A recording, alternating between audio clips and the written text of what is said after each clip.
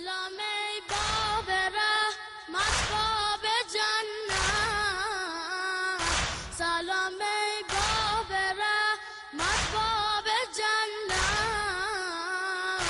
سلام ای رهبر والا حسین جانم، سلام ای میوه قلب پیامبر،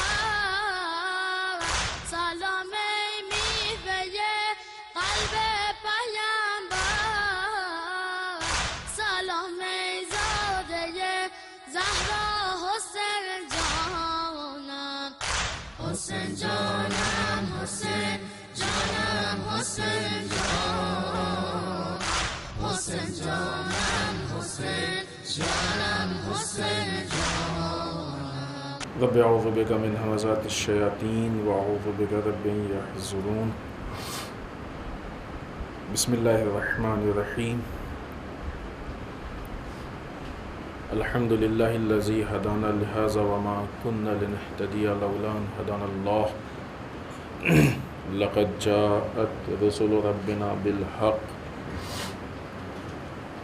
والصلاة والسلام علی سید اسلم ما فی الوجود صلی اللہ کل موجود نقطۃ دائرۃ الوجود صاحب لواء الحمد والمقام المحمود سید عین المجدد والمصطفى الامجد وابی القاسم محمد. اللهم صل على محمد وآل محمد. والصلاة والسلام علی آلہ الطیبین الطاہرین المعصومین المظلومین ولعنۃ الدائمۃ الباقیۃ علی اعدائہم اجمعین من الآن الی قیام یوم الدین. اما بعد فقد قال امامنا العسکری علیہ الصلاۃ والسلام علامات المومن خمس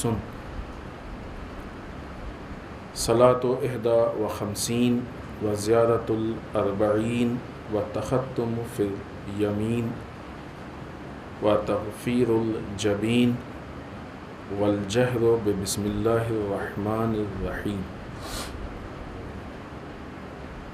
آج کی تاریخ 20 صفر یعنی 40 کا دن عالم اسلام کے اہم دنوں میں سے شمار کیا جاتا ہے. بعض ایام ایسے ہیں کہ جن کو ایام اللہ کہا جاتا ہے. ان میں سے ایک یہ 40 کا دن. یہ وہ دن ہے کہ جو اللہ سے مخصوص ہے. اللہ کے لیے اس میں یوں تو ہر دن اللہ کے لیے ہم کو سب کچھ کرنا ہے، لیکن ان دنوں میں ایک خاص طریقے سے اللہ کی طرف آگے بڑھنا ہے. اور یہ ہم سب کی اہم ترین ذمہ داریوں میں سے ہے. اسی 40 سے متعلق 11ویں امام حسن العسکری علیہ الصلوۃ والسلام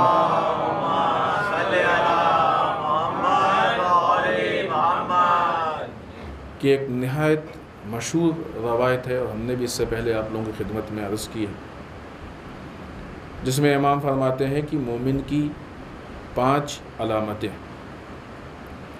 پہلی یہ کہ وہ 24 گھنٹے میں 51 رکعت نماز پڑھے. 51 رکعت معلوم ہے کہ 17 رکعت جو واجب نمازیں ہیں اور 34 رکعت جو مستحبی سنتی یا نافلہ نمازیں ہیں، جن میں 11 رکعت نماز شب بھی شامل ہے. دوسری چیز کہ جو مومن کی علامتوں میں سے ہے وہ ہے زیارت 40 کی، جس پہ ہم لوگوں کی انشاءاللہ ابھی گفتگو ہوگی. تیسری چیز والتختم فی الیمین، داہنے ہاتھ میں انگوٹھی پہننا، یہ مومن کی علامتوں میں سے ہے. چوتھی چیز تعفیر الجبین، خاک پہ سجدہ کرنا، یہ مومن کی علامتوں میں سے ہے. اور 5ویں چیز والجہر بسم اللہ الرحمن الرحیم، نماز میں بسم اللہ الرحمن الرحیم کو زور سے کہنا. اگر اس پوری روایت پہ گفتگو کی جائے کہ جو ہم ابھی نہیں کریں گے، صرف اشارہ کریں گے، تو ان میں سے کئی چیزیں ایسی ہیں کہ جو ظاہری اعتبار سے ایک مومن کو جو اقدار اسلامی ہے ظاہر سے اس مرحلے تک پہنچاتی ہے، ان اسلامی ویلوز تک، حقائق اسلامی تک۔ ان میں سے ایک چیز زیارت اربعین ہے۔ زیارت اربعین یعنی آج کے دن کی زیارت جو ابھی ہم لوگوں نے نماز کے بعد پڑھی ہے۔ اللہ اگر توفیق دے تو انشاءاللہ ہم لوگ خود امام کی قبر کے پاس جا کے پڑھیں، لیکن اگر وہاں نہیں پہنچ سکتے ہیں تو دنیا کے جس گوشے اور جس کنارے پہ بھی ہیں ہم، وہاں سے اس زیارت اربعین کو پڑھیں تاکہ سرکار سید الشہداء کی جو تعلیمات ہے وہ ہم تک پہنچے۔ یہ زیارت اربعین یقیناً آپ نے اس سے پہلے اس کا ترجمہ پڑھا ہوگا اور یہ محسوس کیا ہوگا کہ اس میں کیا کہا گیا، اگر نہیں پڑھا ہے تو آج اربعین کے دن خاص کر کے جو بھی حالات ہیں، بہت زیادہ جلوس اور یہ ساری چیزیں نہیں ہیں، تو حتماً جا کے اس زیارت اربعین کا، بہت بڑی تو نہیں ابھی ہم لوگوں نے پڑھی، حتماً جا کے اس کا ترجمہ پڑھیں کہ اس میں کیا کہا گیا ہے۔ یہ اور بات ہے کہ خالی ترجمے سے وہ ساری باتیں واضح نہیں ہوں گی، کلیئر نہیں ہوں گی، اس کی وضاحت کی بھی ضرورت ہے، اس کی شرح کی بھی ضرورت ہے، لیکن جو ایک بہت ہی سطحی اور بیسک چیزیں ہیں وہ ہم کو معلوم ہو جائیں گی۔ لہٰذا زیارت اربعین کے پڑھنے کا مطلب یہ نہیں ہے کہ صرف اس کے ٹیکسٹ کو پڑھ لیا جائے۔ اگر امام ہم سے کہہ رہے ہیں زیارت اربعین پڑھو تو صرف ٹیکسٹ کے پڑھنے سے یہ امام کی بات پوری نہیں ہو رہی ہے، بلکہ جب ہم اس کے ترجمے کو پڑھیں گے تو امام کی بات پوری ہوگی۔ اربعین اور خود زیارت اربعین ہم لوگوں کو ایک تحریک کی طرف لے کے جاتا ہے، سرکار سید الشہداء کے اہداف و مقاصد کی طرف لے کے جاتا ہے۔ در واقع یوں کہا جائے کہ یہ اربعین وہ موقع ہے کہ جو امام حسین کی طرف لوگوں کی رہنمائی کرتا ہے۔ ہم عزادار ہیں، ہم عزاداری کرتے ہیں، ہم سرکار سید الشہداء کے غم میں گریہ کرتے ہیں، آنسو بہاتے ہیں، مجلسیں منعقد کرتے ہیں۔ ان ساری چیزوں کا مطلب یہ نہیں ہے کہ اتنا کر کے ہماری ذمہ داری ختم ہو گئی، نہیں، مجلسیں ہوتی ہی اسی لیے ہیں کہ یہ مجلسیں ہم کو امام حسین سے نزدیک کریں۔ لہٰذا ہر سال آنے والا عاشوراء، ہر سال آنے والا اربعین اس بات کا ذریعہ و وسیلہ بننا چاہیے کہ جتنا عام مجلسوں میں ہم امام حسین سے قریب ہوتے ہیں اس سے زیادہ عاشوراء اور اربعین میں سرکار سید الشہداء سے قریب۔ عاشوراء تو ایک الگ چیز ہے، عاشورے کی تو مثال ہی نہیں، لیکن خود اربعین ایک بہت اہم مناسبت ہے۔ اربعین وہ دن ہے کہ جس میں انسان حق کے متعلق آواز اٹھانے کا اپنے اندر شوق پیدا، یہ امام حسین کے اہداف، صفات، امام حسین کی تحریک میں سے وہ جو تحریک کے پوائنٹ ہیں وہ اربعین کے دن ہمارے اندر آنے چاہیے، زندہ ہونے چاہیے۔ در واقع اربعین کے دن یہ جو عزاداری ہوتی ہے، یہ جو سرکار سید الشہداء کی یاد منائی جاتی ہے، یہ صرف الفاظ کی حد تک نہ ہو کہ امام نے ایسا کیا، امام نے وہ کیا، امام کے اصحاب نے وہ کیا، امام کے انصار نے وہ کیا۔ ہم بھی تو ایک امام کے انتظار کر رہے ہیں، ہم کو بھی تو ایک امام کا صحابی بننا ہے۔ امام کے صحابی بننے کے لیے امام کے راستے پہ آگے بڑھنا پڑے گا۔ یہ نہیں ہے کہ ہم خواب تو یہ دیکھ رہے ہیں کہ صحابی امام کے بنیں گے، راستہ کسی اور کا اپنا ہے۔ دنیاوی اعتبار سے جو لوگ مادیات میں گھرے ہوئے ہیں، جو لوگ سلطنت و حکومت میں گھرے ہوئے ہیں، جو لوگ مال اور نہ کس کن چیزوں میں، ہم نقش قدم ان کا اپنائیں اور صحابی امام کا بننا چاہیں، یہ نہیں ہو سکتا ہے۔ جس کے راستے پہ چلیں گے اس کے صحابی بنیں گے۔ اگر امام اپنے وقت کے امام کا ناصر بننا ہے تو جو راستہ اصحاب امام حسین کا، لہٰذا یہ عزاداری دعوت فکر ہے کہ ہم یہ بیٹھ کے سوچیں کہ ہمارے اور امام کے اصحاب کے بیچ میں، ہمارے اور امام کے بیچ میں بعنوان کردار کیا فرق ہے۔ جو ڈفرینس ہے، جو فرق ہے، عزاداری اس فرق کو کم کرتی ہے، اس ڈفرینس کو کم کرتی ہے۔ بالخصوص اربعین اور عاشورے کے موقع پہ ہم تھوڑا تیز اس راستے پہ آگے بڑھیں اور اس فرق کو مزید کم کریں۔ امام کے راستے میں کیا ہے؟ یقیناً نماز، روزہ، جو ساری عبادتیں وہ اپنی جگہ پہ ہیں، وہ شب عاشور سرکار سید الشہداء کا جملہ انی احب الصلاۃ، ہم کو نماز بہت پسند ہے، ہمیں کثرت کے ساتھ دعائیں پسند ہے، قرآن مجید کی تلاوت پسند ہے. لیکن ان ساری چیزوں کے ساتھ ساتھ حق کے لیے آواز اٹھانا، باطل کے مقابلے میں آ جانا، ظلم کے خلاف آواز اٹھانا، مظلوم کی حمایت کرنا، ہم یہ دیکھیں کہ ان راستوں میں کتنا دور ہے جو ہم سرکار سید الشہداء سے نزدیک نہیں ہو پا رہے. اور اس میں ایک بہت اہم چیز ہے دشمن شناسی کی، کہ در واقع اربعین یا عاشورہ ہم کو اس راستے پہ لے کے جاتا ہے کہ جس راستے پہ چھپا ہوا دشمن بیٹھا ہے. ظاہری دشمن نہیں ہے، چھپا ہوا دشمن بیٹھا ہے. در واقع اربعین اس راستے پہ لے کے جاتا ہے کہ جہاں پہ جنگ نرم ہے، سافٹ وار ہے. آج آپ دیکھیں پوری دنیا کا آپ جائزہ لیں، دنیا کا سب سے بڑا مجمع اس وقت کربلا معلی اور عراق میں ہے. کوئی اس میں شک کسی کو؟ اس کے بعد سب سے بڑا مجمع نائجیریا میں. پوری دنیا کے میڈیا کو اٹھا کے دیکھ لیجئے کہ لوگ کتنا اس مجمع کو کور کر رہے ہیں. کیوں نہیں کور کر رہے؟ کیا ایسی وجہ؟ فلسطین پر جو احتجاج ہوتا ہے کیوں نہیں کور کیا جا رہا؟ یہ جنگ نرم ہے، یہ سافٹ وار ہے. یہ جو مجمع کربلا میں جمع ہو رہا ہے، یہ مجمع دشمنان اسلام کو کھلتا ہے،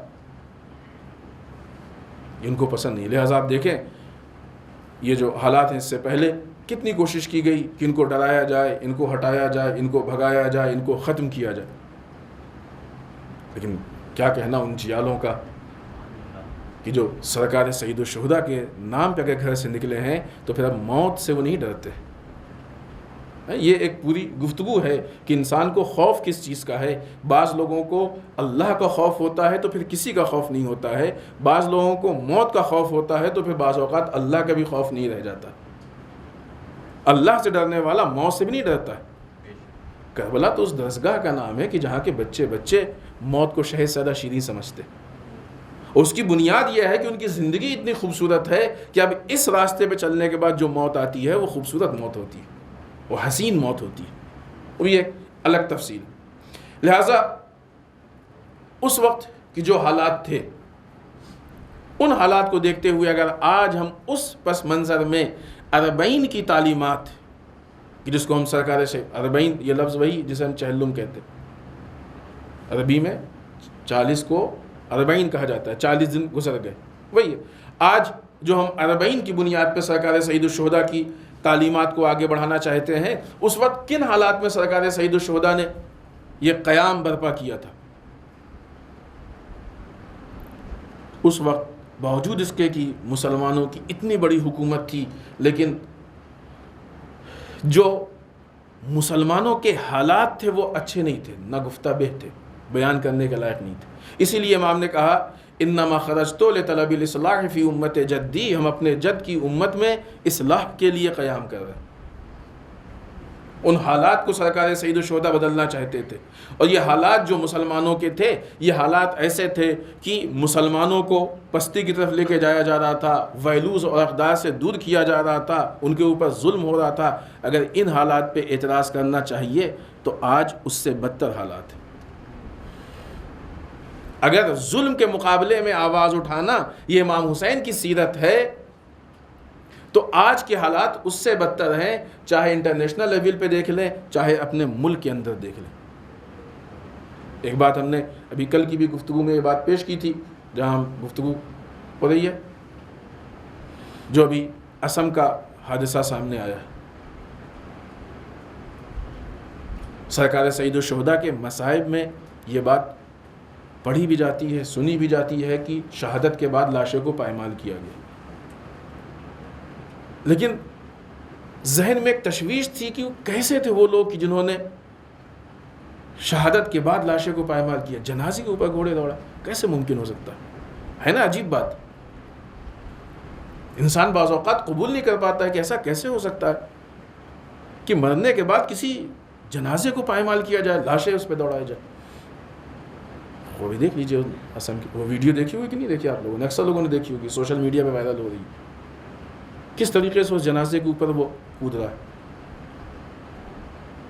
مسئلہ صرف اس شخص کی موت کا نہیں ہے. مسجدوں کو توڑا جا رہا ہے، فلاں مسئلہ. اس سے پہلے کہ جو حالات، مشکل ہماری یہ ہے کہ جن لوگوں پہ ظلم ہو رہا ہے ہم کو ایسا لگتا ہے کہ صرف یہی صاحب معاملہ ہیں، ہم سے کوئی ربط نہیں. یہ عاشورہ کے درس کے خلاف ہے، یہ 40 کی تحریک کے خلاف ہے. ظلم کے خلاف آواز اٹھانے کا مطلب یہ نہیں ہے کہ جب دوسرا مظلوم ہو تو ہم بیٹھ کے مزہ لیں اور جب ہمارے اوپر بات آئے تب ہم ظلم کے خلاف آواز اٹھائیں. ظلم کے خلاف آواز اٹھانے کا مطلب یہ ہے کہ جیسے ہی ظلم کی ابتدا ہو ہر بیدار انسان اس کے خلاف آواز اٹھائے. یہ حالات بہت اچھے نہیں ہیں، اور اگر آواز نہیں اٹھائی تو حالات بد سے بدتر ہوتے جائیں گے.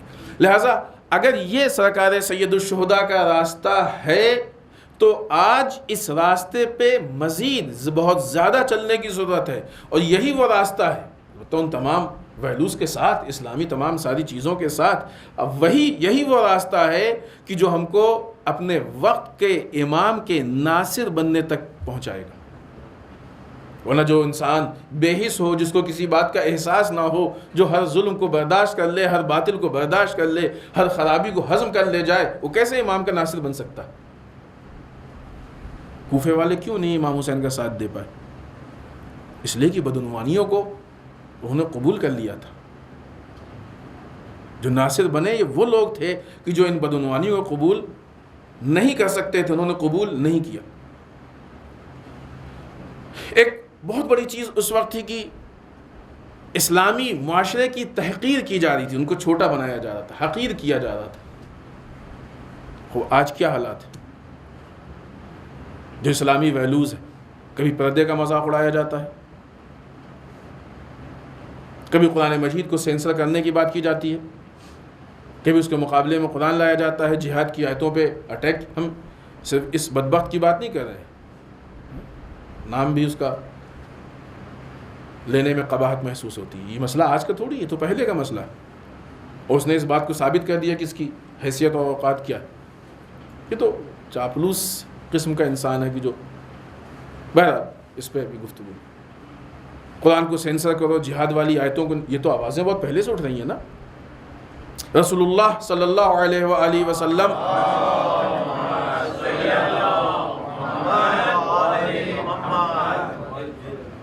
کی توہین، ان کے کردار کے اوپر انگلی اٹھائی گئی، ان کو نعوذ باللہ بدنام کرنے کی کوشش کی گئی. تو اگر مسلمانوں کی یا اسلام کی تحقیر کی بنیاد پہ آواز اٹھانا ذمہ داری ہے تو اس اعتبار سے آج کے حالات تو اور بدتر ہیں اور عجیب ہیں. دینی تعلیمات کو لوگوں نے بھلا دیا تھا. امر بالمعروف نہی عن المنکر، لوگ دین سے دور ہوتے جا رہے تھے. لہذا سرکار سید الشہداء کے جو اخوال ہیں دیکھے وہ انہی چیزوں کی طرف ہے. کیا نہیں دیکھتے حق پہ عمل نہیں ہو رہا اور باطل سے نہیں روکا جا رہا. لِيَرْغَبَ الْمُؤْمِنُ فِي لِقَاءِ اللَّهِ، ان حالات میں مومن کو موت کی رغبت ہونی چاہیے. حالات سے لڑو، اس حد تک لڑو کہ مر جاؤ، لیکن اس لڑائی کو مت چھوڑنا. اس حد تک ہمیں ان حالات سے مقابلہ کرنا چاہیے. بدعتوں کا دین میں داخل کرنا نہیں. دیکھنا اب ابھی اس حد تک جو ہے وہ ہم آگے بڑھ گئے ہیں کہ وہ ممبر سے گفتگو ہوتی ہے، نعوذ باللہ خون پی لو شفا ہوتی ہے، اور یہ کیا اب اس سے زیادہ کا دین میں تبدیلی کا ہم انتظار کر رہے ہیں. یہ حالات ہیں ہمارے. البتہ اس کا مطلب ہی نہیں کہ حالات، یہ ان باتوں کا ذکر کر رہے ہیں تو سارے حالات نگیٹو نہیں. پازیٹیو بھی ترقی ہو رہی ہے، پازیٹیو بھی ترقی ہو رہی ہے، اس سے انکار نہیں ہے. لیکن 40 میں جب ہم ان اقدار اور ویلیوز کو بچانے کی بات کر رہے ہیں تو پھر ان چیزوں کا ذکر اہم ہے. پازیٹیو بہت ترقی ہو رہی ہے، لوگوں کے اندر شعور پیدا ہو رہا ہے، لوگوں کے اندر بصیرت پیدا ہو رہی ہے، لوگ غفلت سے نکل رہے ہیں. الحمدللہ اتحاد لوگوں کے درمیان رائج ہو رہا ہے، مسلمانوں میں اتحاد تیزی سے بڑھ رہا ہے، مضبوط ہو رہا ہے.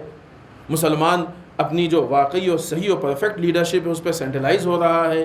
بہت سارے لوگ جو ہیں وہ ہاتھ بڑھا رہے ہیں. بہت سارے لوگ ساتھ چل رہے ہیں، بہت سی چیزیں ہیں، اس میں کوئی شک و شبہ کی گنجائش نہیں۔ فکر اسلامی جو واقعی فکر ہے لوگوں کے درمیان آ رہی ہے، دشمن اپنی سازشوں میں ناکام ہو رہا ہے، دشمن اپنی سازشوں کی بنیاد پہ ذلیل ہو رہا ہے، پازیٹیو بہت ساری چیزیں، لیکن یہ وہ خراب حالات ہیں کہ جن کے مقابلے میں ہماری ایک اپنی ذمہ داری ہے۔ یہ جو ہماری ذمہ داری ہے، چونکہ 40 کے موقع پہ ہم نے عرض کیا کہ 2 مجمع بہت اہم ہیں، ایک کربلا کا، پھر سیکنڈ نمبر پہ نائجیریا کا۔ کربلا کے مجمع سے بھی دشمن کو پرابلم ہے، نائجیریا کے مجمع سے بھی دشمن کو پرابلم ہے۔ شیخ زکزکی نے جو فکری تربیت کی ہے ان لوگوں کی، جس مقام پہ پہنچایا ہے ان لوگوں کو، یہ اور بات ہے کہ شیخ زکزکی نے جو عمل کیا ہے وہ لائق فراموش نہیں ہے، وہ لائق تحسین ہے۔ اپنے لڑکوں کو قربان کر دینا، یہ ساری چیزیں 40 کے موقع پہ اتنا بڑا مجمع، اتنی بڑی عزاداری، یہ ہمارے لیے بہت بڑا درس ہے۔ البتہ اگر یہ ضرورت ہے اس بات کی، ہم ابھی اس پہ گفتگو نہیں کریں گے، انالائز کرنا چاہیے ہم کو کہ بعض اوقات لوکل لیول پہ، چھوٹے لیول پہ بھی کس طریقے سے جلوسوں کے لیے پولیٹکس کھیلی جاتی ہے تاکہ جلوسوں کے حالات خراب ہوں، یہ بھی لائق غور ہے چیز۔ لہٰذا سرکار سید الشہداء نے ان حالات سے مقابلہ کیا، جنگ کیا، اور جنگ کرنے کے بعد سرکار سید الشہداء نے باوجود اس کے کہ آپ کی مظلومیت تھی، تنہا تھی، لیکن آپ نے اس جنگ میں ان اسلامی ویلیوز کو محفوظ رکھا، اور محفوظ رکھنے کے بعد جو اسلامی تربیت ہے، اسلام کی سوشل لائف جو ہے، اسلام کی پولیٹیکل لائف جو ہے، کلچرل لائف، یہ دینی تعلیمات لوگوں کو پہنچانے کی کوشش کی۔ یہ اور بات ہے کہ وہ حالات بعد میں تبدیل کیے گئے، اب انشاءاللہ اگر دامن وقت میں گنجائش رہی تو ہم وہاں تک گفتگو کریں گے۔ ان ساری چیزوں کے نتیجے میں، ان باتوں کو ہم مختصر کرتے ہوئے، ان ساری چیزوں کے نتیجے میں کہ جہاں دین کو سرکار سید الشہداء نے احیاء کرنے کی کوشش کی، وہاں جو ہماری ذمہ داریاں ہیں عزاداری سے متعلق کہ 40 یا دوسری جو ابھی تو عزاداری کا ایام باقی ہیں ہمارے یہاں، 8 ربیع الاول تک ہم ایام عزا، اس کے بعد بھی مجلسیں ہوتی ہیں، ہم ان وسائل کے ذریعے سرکار سید الشہداء کی تعلیمات کو لوگوں تک پہنچا سکتے ہیں۔ سب سے بنیادی چیز ان تعلیمات کو پہنچانے کے لیے کہ سرکار سید الشہداء کی تاریخ، آپ کی نہضت، آپ کے اس واقعے کی حفاظت، مجلسوں کی کو برگزار کرنا، برپا کرنا، اس کا انعقاد کرنا، تاکہ اصل جو بیس ہے وہ باقی رہے۔ خود یہ جو فرش عزا کا وجود ہے یہ ہمارے لیے بہت اہم ہے، اصل عزاداری کو باقی رکھنا۔ لیکن یہ عزاداری کر لینا، مجلس کر لینا، ذکر کر لینا، یہ ہمارے کام کو، یہ ہماری ذمہ داریوں کو ختم نہیں کرتا ہے۔ یہ ذریعہ ہے، وسیلہ ہے، یہ ایک پل ہے کہ جو ہم کو اپنے مقصد تک پہنچا رہا ہے۔ پل کبھی مقصد نہیں ہوا کرتا ہے، پل کو استعمال کر کے انسان مقصد تک پہنچتا ہے۔ یہ فرش عزا ہم کو سرکار سید الشہداء کے اہداف تک پہنچائیں گے۔ لہٰذا ان مجلسوں کی ذمہ داری یہ ہے کہ ان مجلسوں کے ذریعے ہمارے اندر معرف دینی پیدا ہو، دینی تعلیمات حاصل کریں۔ مجالس کے بھی معیار ہونے چاہیے، ان مجالس کے ذریعے ہمارے اندر دینی فکر پیدا ہو، ہماری فکر کی اصلاح ہو، ہماری تربیت ہو، اور فکری اعتبار سے ہم اپنے آپ کو تبدیل، جب ہم مجلس میں آئیں تو مجلس میں آنے کے بعد اپنے آپ کو تبدیل کریں کہ راہ کربلا کی طرف ہمارے قدم اٹھے۔ یا لیتنی کنتو معکم، شہداء کربلا کی زیارت میں کہتے ہیں کہ نہیں کہتے؟ یہ چھوٹا جملہ نہیں ہے، اے شہداء کربلا کاش ہم آپ کے ساتھ ہوتے۔ زمانے کے اعتبار سے تو نہیں رہ پائے، لیکن آج کردار کے اعتبار سے ہم شہداء کربلا کے ساتھ ہو سکتے ہیں۔ مجلسوں کے ذریعے سے شہداء کربلا کی طرف ہمارے قدم بڑھنے چاہیے، تاکہ ان ویلیوز کو ہم اپنائیں، ان راستوں پہ ہم آگے بڑھیں۔ جب ہم ان پروگرام، اب چاہے وہ جلوس ہو، مجلس ہو، یا بھی اس طرح کے دوسرے بھی جو کام، پھر اس کے بعد تزکیہ نفس، فکر، جب یہ ساری چیزیں پیدا ہوں گی تو دیکھیں کتنی تیزی سے ہمارے اندر وہ حالات پیدا ہوں گے کہ ہم سرکار سید الشہداء کے راستے کو قبول کریں گے۔ جتنی تیزی سے عوام سرکار سید الشہداء کے راستے کو قبول کرے گی اتنی ہی تیزی سے دنیا سے ظلم و ستم کا خاتمہ ہوگا. 1 سال، صرف 1 سال اگر عزاداری کو اس طریقے سے منا لیا جائے جس طریقے سے ثانیہ زہرا نے کوشش کی ہے لوگوں کو دینے کی، امام سجاد نے کوشش کی لوگوں کو دینے، صرف 1 سال اگر منا لیا جائے تو یہ سال دنیا میں طاغوت کا آخری سال ہوگا، ظالموں کا آخری سال ہوگا، استکباری طاقتوں کا آخری سال ہوگا، استعماری طاقتوں کا آخری سال ہوگا. یا دوسرے الفاظ میں یوں کہا جائے کہ امریکہ اور اسرائیل اور برٹش جیسے ممالک یا تو یہ اپنی روش کو چھوڑ دیں گے یا ان کا وجود ختم ہو جائے گا. یہ اتنی طاقت ہے اس عزاداری میں، اتنا پاور ہے اس فرش اعظم میں، اس کو چھوٹا نہ سمجھے.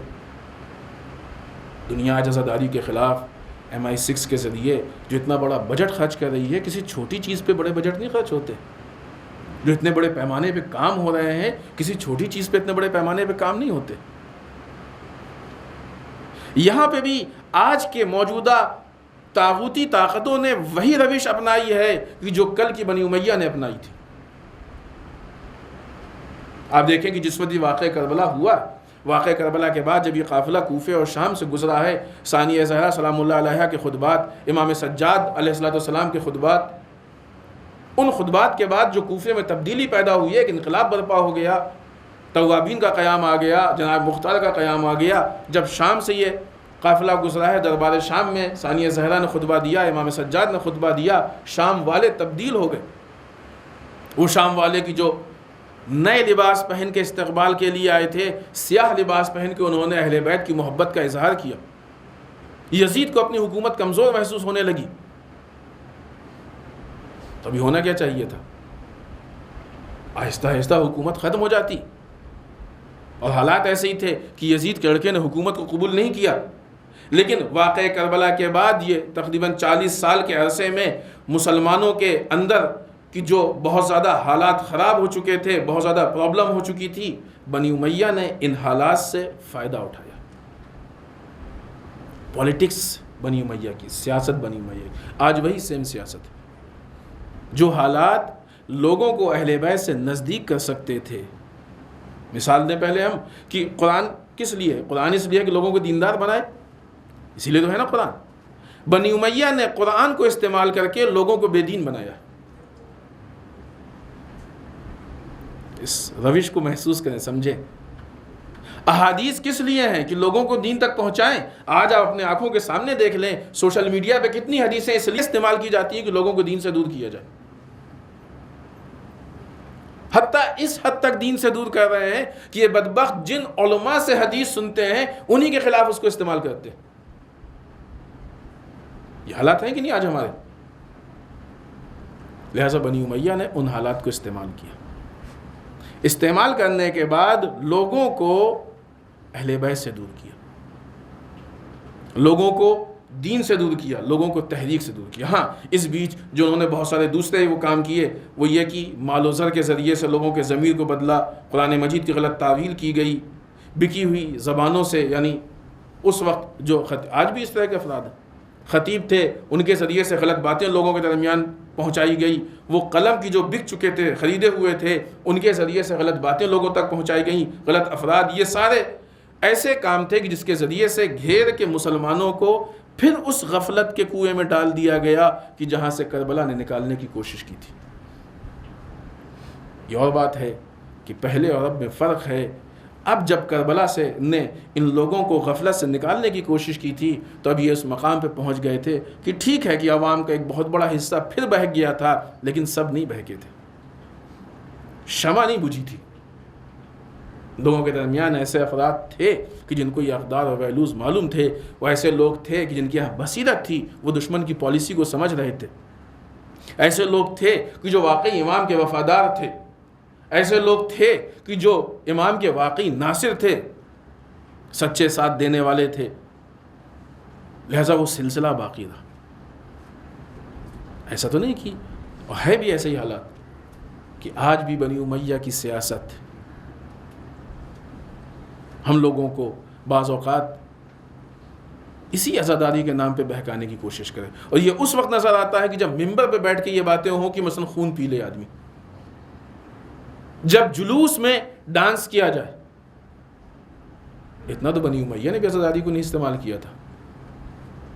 یہ تو حالات دیکھے ہوں گے نا آپ نے, اس سے زیادہ حالات ہیں, بہت ساری چیزیں. وہ عزاداری کی جو اسلام کی ترویج کا ذریعہ ہونا چاہیے, آج دشمنان عزاداری اور دشمنان اسلام یہ چاہتے ہیں کہ اسی عزاداری کی بنیاد پہ نعوذ باللہ اسلام کو نقصان پہنچے.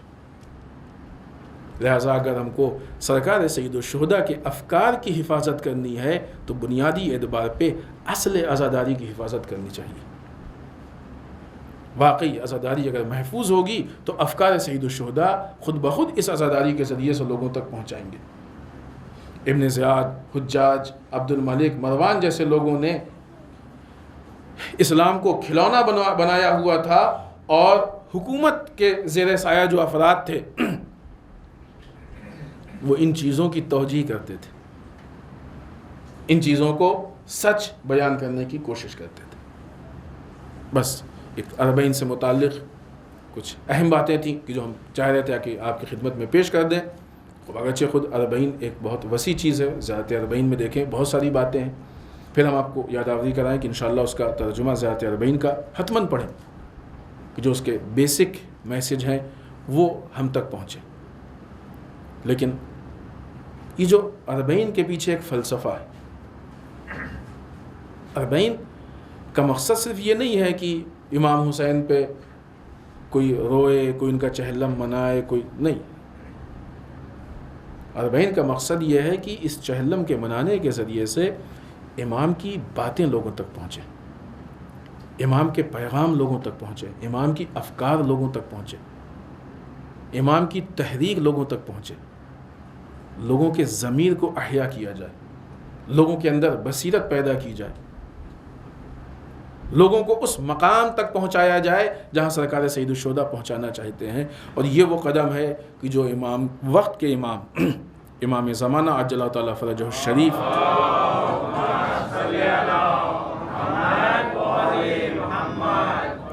کی نصرت سے ہم کو نزدیک کرتا ہے.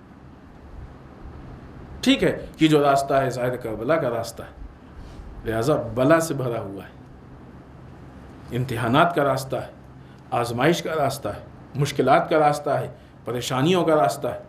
لیکن کتنے مشکل میں ہیں, کتنے پریشان. جناب زینب جتنے تو پریشان نہیں ہیں نا, کربلا والوں جتنے پریشان تو نہیں ہیں. اتنے سارے لاشیں اٹھانے کے بعد, چادروں کے چھننے کے بعد, رسن کے بن جانے کے بعد, بازار اور دربار میں گھمائے جانے کے بعد بھی ثانیہ زہرا جب دربار میں پہنچتی ہیں تو یزید کی آنکھ میں آنکھ ڈال کے حق بیانی کر کے بتاتی ہیں کہ جو حسین کے راستے پہ چلتا ہے حالات اس کے اوپر اثر انداز نہیں ہوتے. یہ ایک مرتبہ کا اتفاق نہیں ہے. کوفے کے دربار میں بھی ثانیہ زہرا نے حاکم کی آنکھ میں آنکھ ڈال کے جواب دیا, شام کے دربار میں بھی حاکم کی آنکھ میں آنکھ ڈال کے جواب دیا. یہ اس بات کی دلیل ہے کہ یہ شجاعت وہ نفس کا ملکہ ہوتا ہے, ایک نفس کے اندر کی طاقت ہوتی ہے کہ جس کی بنیاد پہ انسان مادی طاقتوں سے نہیں ڈرا کرتا ہے. مشکلات کا برداشت کرنا اور ہے, مادی طاقتوں سے ڈرنا اور ہے. بعض اوقات ہم مشکلات کی بنیاد پہ مادی طاقتوں سے ڈرنے لگتے ہیں, یہ دو الگ چیزیں ہیں. مشکلات کی بنیاد پہ مادی طاقتوں سے خوف نہیں ہونا چاہیے. جب آپ, کیونکہ یہ ڈر ہوتا ہے بعض اوقات حق بیانی میں کہ ہم ظالم کے خلاف آواز اٹھائیں گے تو ہمارے خلاف کوئی ایکشن لیا جائے گا, مشکل ہوگی, پریشانی ہوگی. تو ٹھیک ہے, اگر اس کا وہی قیمت ہے تو ٹھیک ہے, وہ قیمت انسان دے سکتا ہے لیکن حقیقتوں کو نہیں چھوڑ سکتا. لہٰذا اہل حرم قدم بقدم اس قیمت کو دینے کو تیار تھے. یہ قافلہ جن مصائب و آلام سے گزرتا ہوا, جن مصیبتوں سے گزرتا ہوا یہ قافلہ شام کے مراحل میں پہنچا ہے. اور شام کے قید خانے میں جب تک یہ قافلہ تھا, امام سجاد کا کہنا ہے کہ ہر آن ہم کو یہ خطرہ محسوس ہوتا تھا کہ کبھی بھی ہم کو قتل کیا جا سکتا ہے. لہٰذا جس وقت امام سجاد کو بلایا گیا, یزید رہائی کی خبر دینا چاہتا تھا, خیمے میں ایک غم کا ماحول تھا جب امام سجاد کو بلایا گیا، کہیں ایسا نہ ہو کہ امام کو بلا کے قتل کر دیا جائے۔ امام گئے، یزید کے پاس گئے، اب جو واپس آئے تو ہتھکڑی و بیڑی کٹ چکی تھی۔ کہ پھوپھی اماں ہمیں آزاد کر دیا گیا ہے۔ یزید پوچھتا ہے کہ ہم کربلا واپس جائیں گے یا مدینے؟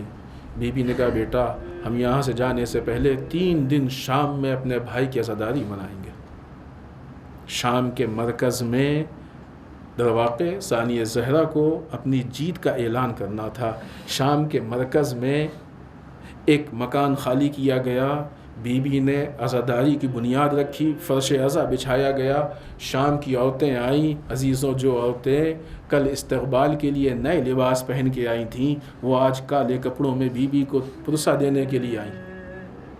جو لٹا ہوا سامان تھا، جو شہداء کے سر تھے، وہ تبرکات کے طور پہ پیش کیے گئے۔ سوچئے کہ جہاں پہ خود شہداء کے کٹے ہوئے سر موجود ہوں اور مصائب کی بیان کرنے والی خود جناب زینب ہوں، اس مجلس کا کیا عالم ہوگا، ان مصیبتوں کا کیا عالم ہوگا۔ عزیزوں، ان حالات میں جب ثانیہ زہرا نے اپنے بھائی کے پیغام کو لوگوں تک پہنچایا، اپنے حالات لوگوں کو بتائے، تو شام میں ایک کوہرام برپا ہو گیا۔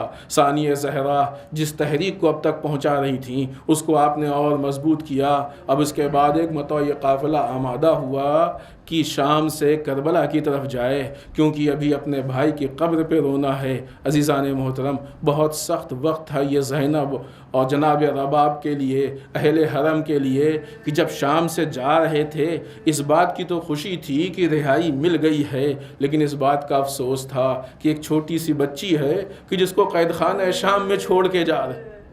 یہ بچی ہمیشہ سوال کرتی تھی، اے بوبی اماں ہمیں رہائی کب ملے گی، اے بوبی اماں ہم گھر کو واپس کب جائیں گے۔ اب جب گھر کو جانے کا وقت آیا ہے تو یہ چھوٹی سی بچی اس قید خانے میں سو رہی ہے، کیسے اس بچی کو چھوڑ کے جائیں۔ عزیزان محترم، یہ قافلہ 40 کے دن کربلا پہنچتا ہے۔ جب یہ قافلہ کربلا پہنچا تو امام سجاد نے جو قبریں بنائی تھیں، ایک مرتبہ قافلے سے خواتین وارثین نے اپنے آپ کو قبروں پہ گرانا شروع کر دیا۔ 3 دن تک یہ قافلہ کربلا میں رہا ہے۔ امام نے کا کہنا ہے کہ ایسے حالات تھے گریہ اوزاری کے کہ ہمیں یہ خوف تھا کوئی ہلاک نہ ہو جائے، اس لیے کہ اس مصیبت کے بعد، اتنے پورے زمانے کے بعد پہلی مرتبہ ایسا تھا کہ ان قبروں کے اوپر اہل حرم دل کھول کے رو رہے تھے۔ اب رونے پہ کوئی تعزیانہ مارنے والا نہیں تھا، اب کوئی منع کرنے والا نہیں تھا، اب رونے پہ کوئی پابندی نہیں تھی۔ لہٰذا 3 دن کے بعد امام نے یہ فیصلہ لیا کہ اب ہم کربلا سے مدینے کی طرف واپس جائیں گے۔ عزیزان محترم، جہاں قبروں کا دیکھنا خود ایک بہت بڑی مصیبت تھی، غم و عالم کو یاد دلا رہا تھا۔ یہ قبر حسین ہے تو حسین کی وہ پائمال شدہ لاش یاد آ گئی ہوگی، یہ قبر عباس ہے تو عباس کا وہ پاش پاش جنازہ یاد آ گیا ہوگا، یہ قاسم کی قبر ہے۔ ایک ایک مصیبت نگاہوں کے سامنے ہے۔ ان لاشوں کو اپنی آنکھوں سے دیکھ کے اہل حرم گئے تھے، اب جب قبروں کو دیکھا تو وہ مصیبتیں سامنے ہیں۔ لیکن عزیزوں، یہ اس سے بڑا مرحلہ تھا کہ ابھی ان قبروں کو خدا حافظی کہنا ہے، ان قبروں سے جدا ہونا ہے۔ جن لوگوں نے کربلا کی زیارت کی ہوگی، ذرا آپ انصاف سے بتائیے کہ جب وہاں سے آنے کا موقع ہوتا ہے تو کیا دل اس بات پہ راضی ہوتا ہے کہ کربلا کو چھوڑ کے ہم واپس جائیں؟ کیا دل آمادہ ہوتا ہے؟ لیکن مجبوری ہے، انسان جاتا ہے۔ عزیزوں، ہمارے جیسے زائرین کہ جن کے پاس کمال معرفت بھی نہیں ہے، ہم قبر حسین کو چھوڑنے کے لیے آمادہ نہیں ہوتے ہیں۔ ذرا کوئی اس بہن سے پوچھے کہ جس نے اپنے بھائی کے قبر کو چھوڑا ہے، کوئی اس زوجہ سے پوچھے جس نے اپنے شوہر کے قبر کو چھوڑا ہے۔ یہ عورتیں وہاں سے تب جا رہی ہیں کہ جب یہ بیوہ ہو چکی ہیں، ان کے شوہر یہاں دفن ہیں، گودے اجڑ چکی ہیں، ان کی اولاد یہاں دفن ہے، ان کے بھائی قتل ہو چکے ہیں، ان کی قبریں یہاں بنی ہوئی ہیں۔ یہ وہ تاریخ ہے کہ جہاں اہل حرم کا گھرانہ اجڑ گیا، پورے حالات تبدیل ہو گئے۔ انا للہ و انا الیہ راجعون بذنب قضاہ و تسلیما لامرہ۔ الہی بحق زہرا و ابیہا و بعلہا و بنیہا، پالنے والے اس مختصر سی عبادت کو قبول فرما لے، پالنے والے ہم سب کو اعمال صالحہ کی توفیق عنایت فرما، بار الہ ہمارے قبیحہ سے محفوظ رکھ، پالنے والے ہمارے گناہوں کو بخش دے، بار الہ ہمارے مرحومین کو بخش دے، پالنے والے اسلام و مسلمین کی حفاظت فرما، بار الہ دشمنان اسلام کو نیست و نابود کر دے، بار الہ ہمارے علماء کا سایہ ہمارے سروں پہ باقی رکھ، بار الہ رہبر و مراجع کو طول عمر عنایت فرما، بار الہ ہمارے امام کے ظہور میں تعجیل فرما، ہمیں ان کے اعوان و انصار میں شریک ہونے کی توفیق عنایت فرما۔ ربنا تقبل منا انك انت السميع العليم.